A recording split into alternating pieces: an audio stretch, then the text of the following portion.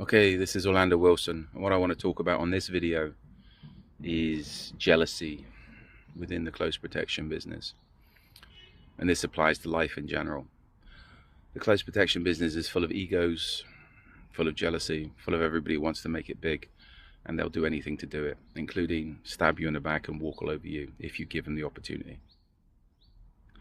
I've been in the close protection business now, security business, for over 30 years. So I don't think anybody can be an expert in this business, but I understand how things work and I understand people. Now, I've had it over the years where guards have tried to approach clients to cut me out of the contract. Clients try to approach guards, etc. What generally happens when things start off good, contracts start off good, and then generally with the guards, close protection personnel, they think they're doing all the work and you're doing nothing, so they want to cut you out of the picture. They think they can run the job and make more money from the client than they're making, maybe usually a few bucks an hour extra. The clients think that they can save money by hiring the guards directly and cut you out of the picture. So you got two sides there, the thing looking for opportunities to make money and save money.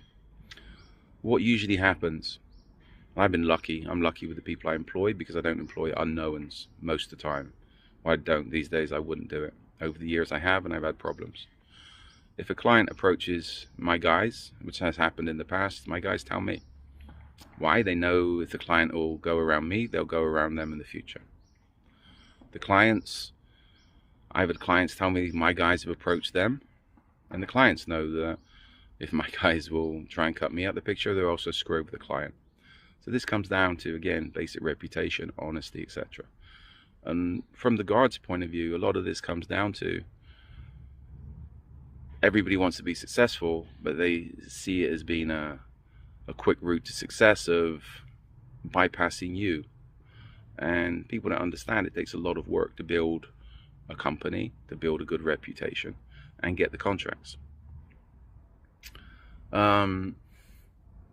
Dealing with jealous people is part of life, especially if you're doing anything which puts you ahead of the game. Even those you class as friends, or you think are your friends, when you're looking the other way, they'll be trying to put the knife in your back, especially if there's any money concerned. If people think they can make an extra $10 and it means screwing you over, they'll do it. If they think that they'll get brownie points by talking rubbish about you when you're not there, they will do it. If people can do anything to discredit you to a client because they think it gives them a one-up, they will do it. And again, the basis of this is, to me, they're jealous. I know people that's taken over jobs. One comes to mind in particular. After the contract was up, he went in, sideswiped somebody, took the contract. The job lasted 2 weeks. He crashed. Why? It was out of his league. He never had the people to work on the contract. What I understand, the clients liked him, but when they realized he BS'd his way into the contract and couldn't do what he said, they weren't too happy. Within 2 weeks, this guy lost 4 good guys I know of their jobs. He fired them or they walked off the job, and the job just collapsed because he never had the people to man it. His roof for that, the agency he was working under was a regular security guard company that couldn't provide the required personnel. I doubt if any of them owned a suit or anything that wasn't a uniform. And also the area they were working in was a little bit upscale, and there was no bus routes to that area, so I'm sure that screwed up the transportation plans of most of the employees of that company. But the guy was going to make it big. Another job comes to mind where somebody took it over without having the right licenses. Guy took the contract, thought he'd work it on the sly without having an agency license to work under. So the person he took the contract off and he caused an incident to discredit this guy to take the contract. big incident which cost this guy, well, it cost him the contract. The person he took the contract off knew this guy never had the right agency licenses, called Florida Division of Licensing. They went and inspected, and somebody not only lost the contract they just took over, but also they had issues for running an unlicensed security agency. So this is where, as I said, with money, where money's concerned, especially, it doesn't have to be big amounts of money, but when money's concerned, trust no one. Always cover your ass. Make sure your clients are tied into good contracts and they know you will enforce them. Ensure your guards, your people, are signed into good non-compete agreements.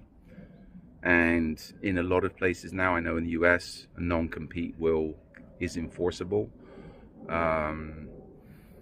Generally, if you take somebody to court after if they try to steal a contract, or when you fire them, etc., if you need to take them to court, they generally get a 6-month ban from working within a certain mileage of that client. So a lot depends where you are, but make sure legally you got everybody tied up, and make sure they know that you will enforce. But again, if you get to any level of success, people will be trying to screw you over. As far as money's concerned, don't trust anybody, because the people will come after your money, they'll come after your reputation. These days with social media, I've lost YouTube accounts, LinkedIn accounts, Facebook accounts, etc., due to haters just bashing content and just reporting you. If people report you enough, in the end, the social media networks, platforms will tend to block your stuff or take you down or something. And we've had stupid stuff blocked and taken down, which other people have posted, news issues, etc. Videos, and other people seem to be okay to post them, but we obviously offended people. It's not that we've offended people, we had a lot of haters hitting how can I put it, hitting the complaint buttons on the posts. And in the end, the social media platforms will take note, and you'll end up having issues. These days, social media annoys me, but you need it for business. So be very careful what you do. And if you don't know people, don't trust them. If you know people, you can trust them to their limits. That's it.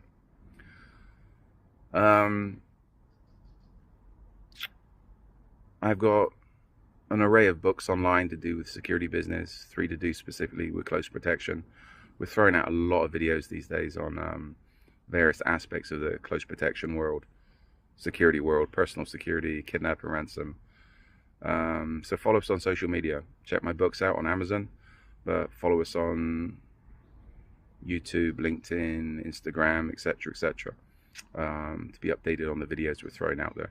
If you have any relevant questions and you're connected with me on social media, feel free to reach out with relevant questions.